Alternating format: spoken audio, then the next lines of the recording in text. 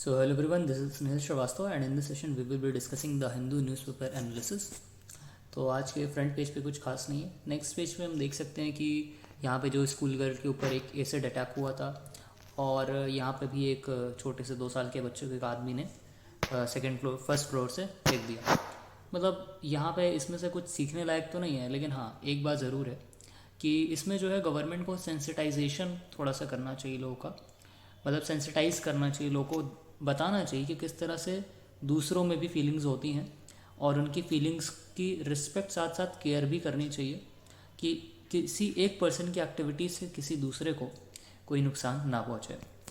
यहाँ पे मतलब सेंसिटाइजेशन पे गवर्नमेंट को वर्क करना चाहिए, एक ये ज़रूरी है. और साथ ही साथ गवर्नमेंट के साथ साथ पेरेंट्स को भी, क्योंकि बच्चों की अपब्रिंगिंग कैसे करी गई है ये भी उनके माइंडसेट को काफ़ी ज़्यादा इफेक्ट करता है, काफ़ी ज़्यादा डिसाइड करने का काम करता है. आगे बढ़ते हैं. Government says breast cancer not a matter of national और एक्सट्रीम अर्जेंसी.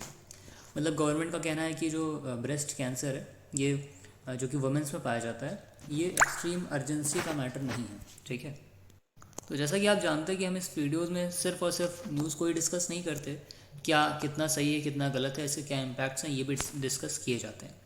तो ये न्यूज़ है केरला का केस है, तो हम देखते हैं आगे क्या है उसमें. तो ब्रेस्ट कैंसर में से एक होता है इंटेंस ल्यूमिनल ए ब्रेस्ट कैंसर. ठीक है, तो ये मेन ये जो केस है इसमें ल्यूमिनल ए वाले टाइप के ब्रेस्ट कैंसर की बात करी गई है, जिसमें कि जो ड्रग दी जाती है, पहली बात तो ये काफ़ी इंटेंस होता है, काफ़ी ज़्यादा डेंजरस होता है. इस ब्रेस्ट कैंसर के टाइप में से ल्यूमिनल ए वाला जो होता है इस काफ़ी ज़्यादा डेंजरस होता है. इसके लिए जो ड्रग रिकमेंड करी जाती है उसका नाम है राइबोसिक्लिब. ठीक है, राइबोसिक्लिब जो कि जिसको बनाने वाली कंपनी है नोवार्टिस. ठीक है, नोवार्टिस फर्म इसको बनाने का काम करती है, द ओनली कंपनी. ठीक है, राइबोसिक्लिब को इंडिया में.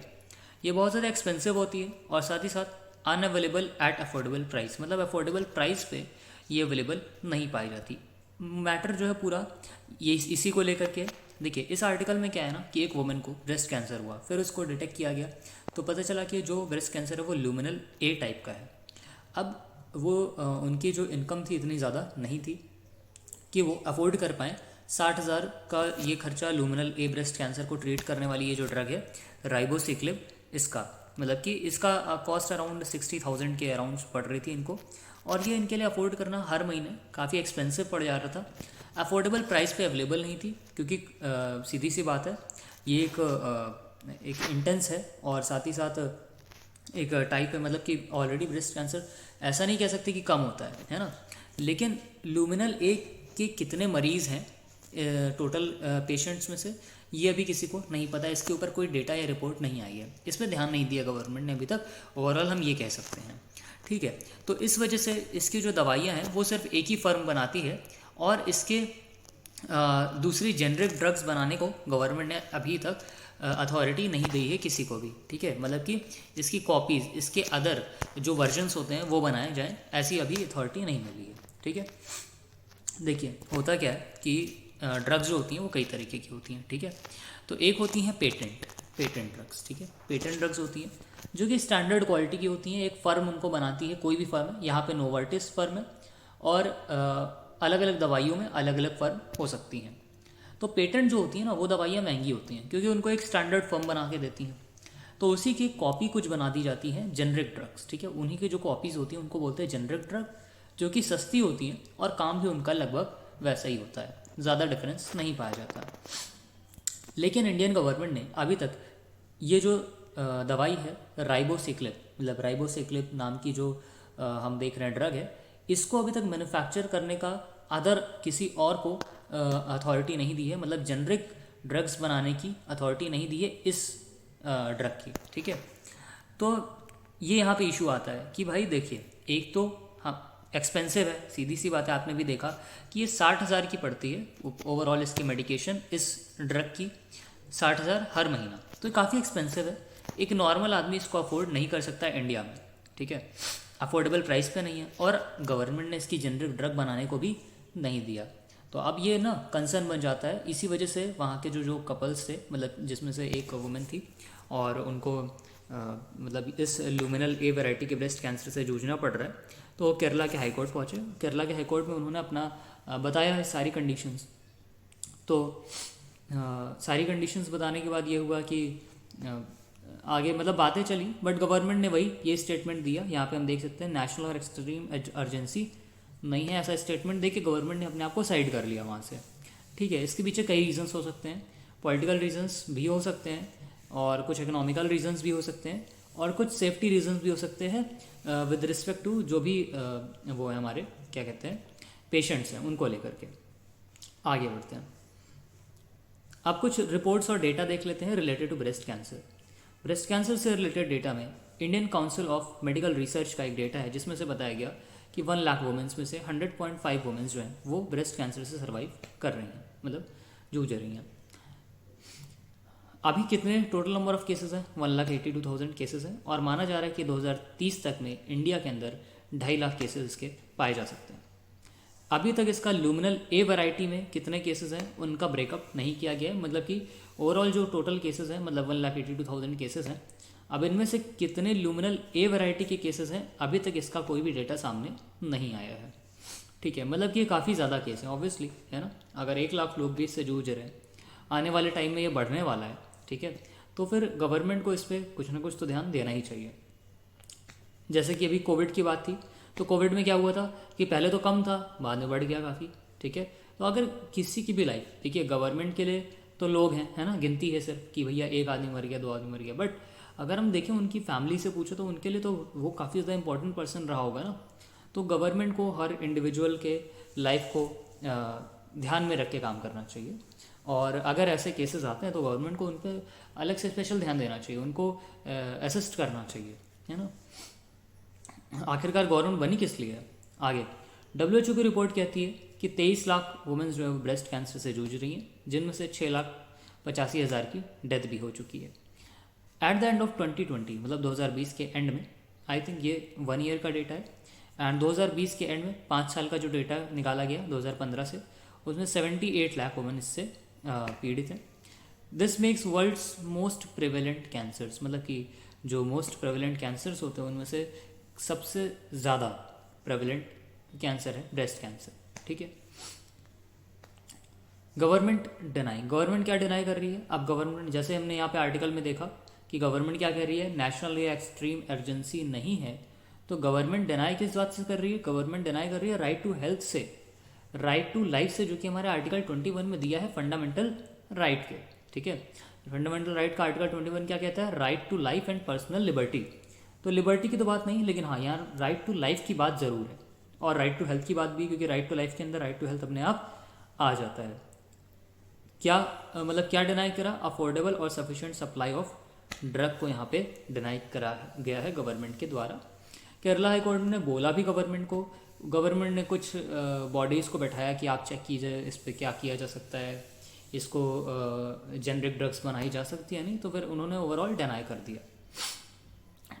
नेक्स्ट आता है राइट टू हेल्थ पे, क्योंकि अब ये इशू तो था ही था, अब इस इशू पे तो भाई गवर्नमेंट ने जो बोला केरला हाई कोर्ट ने जो बोला, बट ये हमारे इससे हम क्या सीख सकते हैं? इससे हम ये सीख सकते हैं कि ये जो राइट टू हेल्थ है वो कहाँ मेंशन्ड है। राइट टू हेल्थ हमारे आर्टिकल 21 में है, ये तो पता है, लेकिन इसको लिया गया है आर्टिकल 47 से, जो कि DPSP है। आर्टिकल 47 DPSP, इस पर हमने कल पढ़ा था, directive principles of state policy, जो कि स्टेट गवर्नमेंट या सेंट्रल गवर्नमेंट जब भी कोई प्लान या फिर स्कीम या पॉलिसी लेके आती है तो इन सब बातों को ध्यान में रख करके लेके आती है, जिससे कि लोगों को वेलफेयर किया जा सके, है ना, ध्यान दिया जा सके, लोगों को ज़्यादा से ज़्यादा सुविधा प्रोवाइड करी जा सके। तो अब इसको आर्टिकल 47 में रखे थे तो ये नॉन जस्टिशिएबल था, मतलब कोई इसको लेकर के कोर्ट में नहीं जा सकता था। लेकिन आप देख सकते हैं यहाँ पे भी कोर्ट में ये दो यहाँ पे जो कपल्स थे वो कोर्ट गए, केरला हाई कोर्ट गए, वहाँ पे गए, केरला हाई कोर्ट ने इस पर स्टेप भी उठाया। गवर्नमेंट का क्या जवाब आया, अभी आगे वो चलेगी प्रोसीडिंग्स, चलती है नहीं चलती वो देखा जाएगा, वो उनका मैटर है। हमारा एज एस्पिरेंट क्या है कि आर्टिकल 47 पहले क्या था, वो नॉन जस्टिशिएबल था, लेकिन क्योंकि DPSP में था उसको मूव करके, राइट टू हेल्थ को मूव करके आर्टिकल 21 में ला दिया फंडामेंटल राइट के। तो अब ये क्या हो गया, जस्टिशिएबल हो गया। अब इसको लेके कोई भी कोर्ट जा सकता है और कोर्ट से कह सकता है कि गवर्नमेंट हमें हमारा जीने का अधिकार, हेल्थ का अधिकार नहीं प्रोवाइड कर रही है। कब ऐड किया गया है? ये ऐड किया गया है 75th इंडिपेंडेंस डे 2021 में इसे ऐड किया गया है। इसके बाद ये 75th इंडिपेंडेंस डे 2021 में इसको मूव किया गया था। तो 75th इंडिपेंडेंस डे मतलब कि ये किस कमीशन में हुआ था? 15th फाइनेंस कमीशन में इसको मूव किया गया था अंडर NK सिंह के द्वारा। 15th फाइनेंस कमीशन में और कौन से बड़े अमेंडमेंट्स आए थे? तो बड़े अमेंडमेंट में हम देख सकते हैं कि 15th फाइनेंस कमीशन में जब बात हुई थी तो उसमें यह हुआ कि state now will get 41% instead of, ये 42% है, 41 नहीं, ये 42% है, ठीक है। मतलब स्टेट को 41% फंड मिलेगा टैक्स में से, पहले 42% मिलता था, अब वो 1% जो होगा वो जाएगा जम्मू एंड कश्मीर को और ज़्यादा डेवलप कराने में 2021 से 2026 तक के टाइम पीरियड के लिए। मतलब कि 2021 से 2026 तक बाकी स्टेट्स को जो फंड मिलता है 42% मिलता था, अब वो 41% हो गया और वो 1% जाएगा जम्मू कश्मीर के डेवलपमेंट के लिए। सो यहाँ पे ये हमारा जो आर्टिकल था इससे रिलेटेड, जहाँ पे गवर्नमेंट ने डिनाई किया कि ब्रेस्ट कैंसर जो है वो नेशनल और एक्सट्रीम अर्जेंसी नहीं है, तो उसको हमने रिलेट किया। देखिए कैसे, पहले हम उस पर डेटा पे गए कि क्या क्या डेटा गिवन है, फिर इसके बाद पॉलिटिकल एस्पेक्ट में क्या क्या है, और फिर उस पॉलिटिकल एस्पेक्ट में उस कमीशन में और क्या अमेंडमेंट्स किए गए थे। तो ये सब हमने एक साथ डिस्कस किया।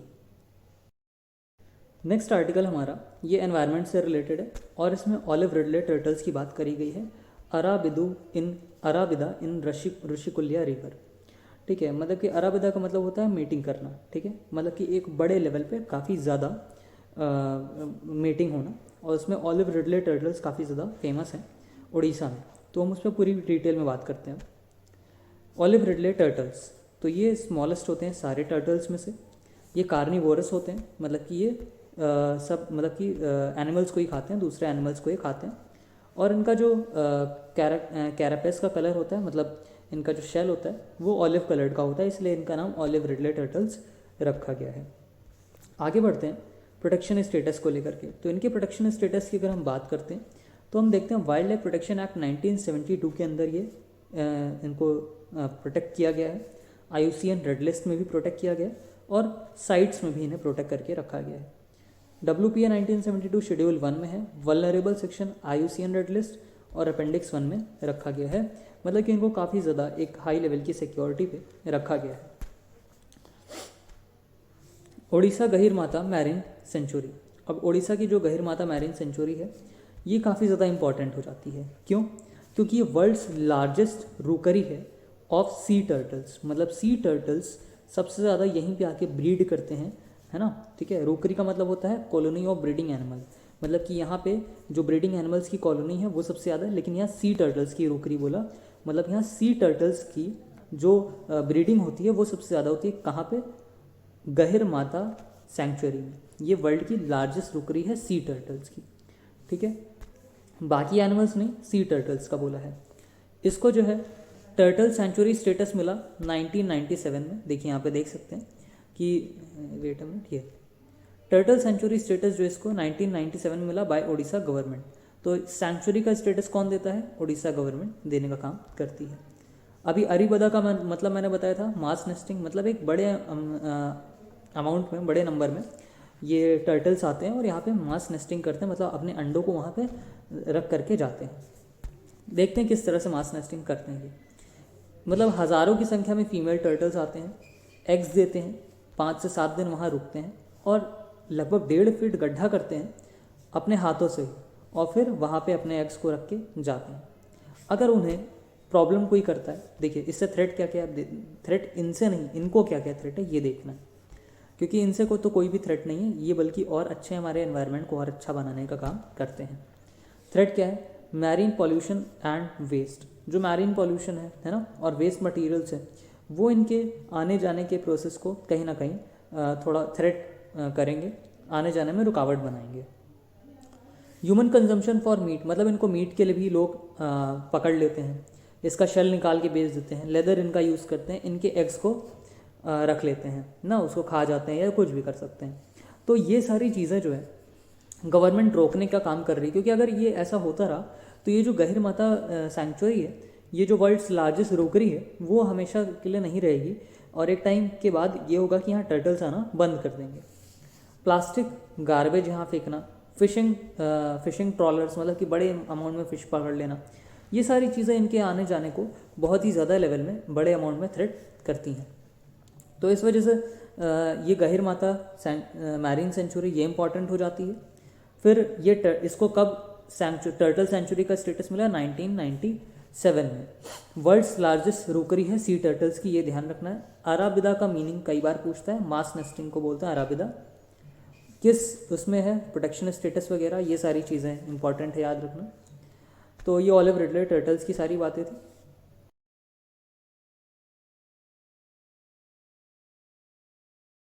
अब देखिए आज के आर्टिकल में ज़्यादा कुछ खास नहीं है, आज के न्यूज़पेपर में तो कुछ ऐसे आर्टिकल्स दिए हुए हैं, ठीक है, जो कि नॉलेजेबल पर्पज़ से हैं बस, और बहुत ज़्यादा यूज़ नहीं इनका, बट फिर भी हम इन्हें डिस्कस कर लेते हैं।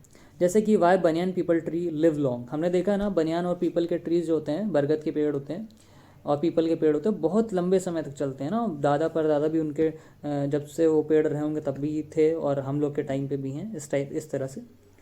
तो यहाँ पे बताया जा रहा है कि genes with multiple sign of adaptative evolution arose in response to population bottleneck face around 0.8 million years ago. यहाँ पे देखिए बताया जा रहा है कि जो हमारे पीपल ट्री और बैनन ट्रीज होते हैं, इनमें क्या होता है कि मल्टीपल साइंस ऑफ एडाप्टेटिव होते हैं, मतलब कि एडाप्टेशन का कई ज़्यादा साइन ये शो करते हैं, बनियान ट्री और पीपल ट्री, ठीक है। अब ये मल्टीपल साइंस ऑफ एडाप्टिव ये multiple science of adaptive MSA है। ये क्या है? इनके रूट डेवलपमेंट में दिखता है, इनके लीफ फॉर्मेशन में दिखता है, इनके मेटाबॉलिज्म में दिखता है, इनके रिप्रोडक्शन में भी नज़र आता है। ये मल्टीपल साइंस ऑफ एडाप्टिव का मतलब क्या होता है? इसका मतलब ये होता है कि जब भी कोई क्लाइमेट चेंज आता है ना, ऐसा क्लाइमेट चेंज जो नॉर्मल प्लांट जो है झेल नहीं पाते, लेकिन इनके अंदर MSA होने की वजह से, MSA मतलब मल्टीपल साइंस ऑफ एडाप्टिव, इनके अंदर MSA होने की वजह से ये क्लाइमेट के चेंज को भी झेल लेते हैं और बड़े बुरी से बुरी कंडीशन में भी सर्वाइव कर जाते हैं। इसी वजह से इनका लाइफ स्पैन बहुत बड़ा रहता है, ठीक है। Genes with multiple adaptive evolution in people were mainly associated with root development, reproduction, metabolism. मतलब कि पीपल ट्री में भी कुछ ऐसा ही होता है कि रूट डेवलपमेंट, रिप्रोडक्शन, मेटाबॉलिज्म में क्या है? MSA प्रेजेंट होता है, मल्टीपल एडाप्टिव एवोल्यूशन। अब इससे क्या होता है? ये डिजीज़ रेजिस्टेंस भी रहते हैं, मतलब इनको जल्दी कोई डिजीज़ नहीं पकड़ती है, ठीक है। ये हमेशा डिजीज़ फ्री रहते हैं। और बनियान ट्री में ये पाया गया कि 17 में से 15 MSA genes were also associated with tolerance against environmental stress. मतलब कि जो बनियान ट्री होते हैं उसमें 17 MSA पाया जाता है, ठीक है, और उसमें से 15 जो होते हैं वो क्लाइमेट एनवायरनमेंट के जो स्ट्रेस होते हैं उनको भी झेल लेते हैं, जैसे सूखा पड़ जाना, बहुत ज़्यादा बारिश आ जाना, तो इन सबको भी झेलने का काम कर लेते हैं। मतलब कि ये जो एनवायरनमेंट का स्ट्रेस है उनको भी टॉलरेट बड़ी ईजिली कर लेते हैं। पीपल ट्री में अगर देखें तो पीपल ट्री में 19 में से 17 MSA जीन्स ऐसे होते हैं जो कि स्ट्रेस को टॉलरेट कर लेते हैं ईजिली। तो ये यहीं पे यही बताया गया है ओवरऑल। और ये अगर मतलब कि इस स्टडी का ये कहना है कि अगर हम इनके जो जीन्स हैं इनको निकाल करके अदर प्लांट्स में भी किसी तरह से मिक्सअप कर दें तो उनकी भी जो एडाप्टिव स्ट्रेंथ है वो बढ़ जाएगी और वो भी प्लांट लंबे समय तक चल सकेंगे। अभी तो इस पर कुछ हुआ नहीं है, अभी आगे होना है और होने के बाद फिर आगे चीज़ें आएंगी। अभी हम इस पर कोई भी पहले से अपनी एजम्पशन बना के नहीं चल सकते कि कैसा होगा क्या नहीं होगा, ये सारी चीज़ें। तो इस आर्टिकल में ज़्यादा कुछ खास नहीं था। नेक्स्ट आर्टिकल में how can mRNA vaccine help fight cancer. अब देखिए इस आर्टिकल में आर्टिकल समझने से ज़्यादा ज़रूरी ये है कि यहाँ पे बोला जा रहा है कि how can mRNA vaccine help fight cancer. mRNA vaccine कैसे कैंसर से लड़ने में मदद करेंगी, ठीक है। अभी mRNA वैक्सीन मतलब कि देखिए कैंसर का हम सबको पता है कि अभी कोई प्रॉपर इलाज नहीं आया है, ठीक है, और आया भी है तो हाँ लोग ट्रीटमेंट करवा रहे हैं, कुछ में सही हो रहा है कुछ में नहीं हो रहा, लेकिन प्रॉपर अगर वैक्सीन हम बात करें या ट्रीटमेंट हम बात करें तो कैंसर का कोई खास इलाज एकदम सीधा अभी तक नहीं आया है। उन पे भी एक्सपेरिमेंट्स चल रहे हैं, ठीक है।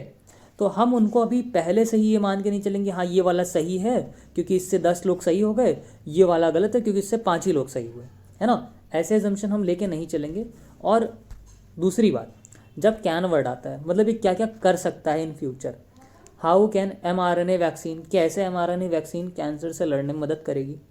अगर यूपीएससी में ऐसा क्वेश्चन आता है तो ऑल ऑफ द अबव पे आपको टिक करना होता है हमेशा, ठीक है। कैसे, अब ऐसा ना, अब ये अगर इसमें आ गया कि भैया mRNA वैक्सीन इंसान बन जाएगी और इंसान बन के चलने लगेगी, तो ये तो आपको भी समझ में आ रहा है कि ये चीज़ गलत है, ऐसा तो हो ही नहीं सकता, है ना। तो हम ऐसे ऑब्वियसली ऐसे ऑप्शन को तो टिक नहीं करेंगे। लेकिन हाँ, ये कह सकता है कि mRNA वैक्सीन कैंसर को भी सही करेगी, हेपेटाइटिस को भी सही करेगी, और भी 10 बीमारियाँ उनको भी सही कर लेगी, है ना। वो हमारी हेल्थ को अच्छा बना देगी। ऐसा जो भी हेल्थ से रिलेटेड है, वैक्सीन से रिलेटेड है, उनमें जो भी आएगा, क्योंकि कैन लिखा है ना, क्या क्या कर सकता है इन फ्यूचर। फ्यूचर किसी ने देखा तो है नहीं, तो जब कैन वर्ड आता है कि क्या क्या फ्यूचर में किया जा सकता है इससे, तो ऑलमोस्ट सारे ही ऑप्शन यूपीएससी जो भी देती है वो सही ही टिक करने होते हैं, क्योंकि ये मान के चला जाता है कि इन फ्यूचर बहुत ज़्यादा स्कोप है और इनसे बहुत सारी चीज़ें हल हो सकती हैं। तो हम कभी भी ऐसा नहीं करेंगे कि उठा करके ये कहें कि नहीं सिर्फ अभी ये एक ही लोग को सही कर रहे तो ये वाली सही है, बाकी जो ऑप्शन दिया गलत कर दें, क्योंकि अभी तक डिस्कवर नहीं हुआ। तो यहाँ पे तो कैन है ना, तो कैन का मतलब है कि अभी ये डिस्कवरीज हो सकती हैं, तो सारे ही टिक होते हैं। एज अ यूपीएससी एस्पिरेंट बता रहा हूँ कि, और इसमें mRNA वैक्सीन कैसे हेल्प करती है। मैं हाँ mRNA के बारे में मैं बताता हूँ। mRNA का मतलब क्या होता है। mRNA का मतलब होता है कि देखिए, एक होता है अपना DNA, वेट अ मिनट, एक होता है DNA, ठीक है, ये होता है DNA, और होती है सेल, ठीक है। सेल में न्यूक्लियस होता है और जो वाटरी सब्सटेंस होता है वो साइटोप्लाज्म बोला जाता है, ठीक।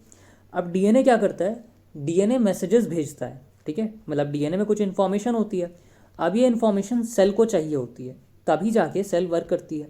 तो DNA यहाँ से इन्फॉर्मेशन भेजता है, ठीक है, और सेल तक आता है ये इन्फॉर्मेशन। लेकिन पॉइंट ये है कि DNA तो यहाँ बैठा है। अब DNA से इन्फॉर्मेशन ला कौन रहा है, DNA तो यही है ना। तो ये जो लाने का काम करता है ये होता है mRNA, ये होता है mRNA, ठीक है। तो ये ध्यान आपको देना है कि ये जो मैसेंजर RNA, मतलब कि इन्फॉर्मेशन, DNA के इन्फॉर्मेशन को सेल के न्यूक्लियस तक और सेल के न्यूक्लियस से सेल के साइटोप्लाज्म तक ये इन्फॉर्मेशन को पहुंचाने का काम कौन करता है, mRNA करता है। इस आर्टिकल में इतना ही इम्पॉर्टेंट है, इससे ज़्यादा इम्पॉर्टेंट कुछ खास नहीं है। और हमारा ये न्यूज़पेपर आज का एंड हो।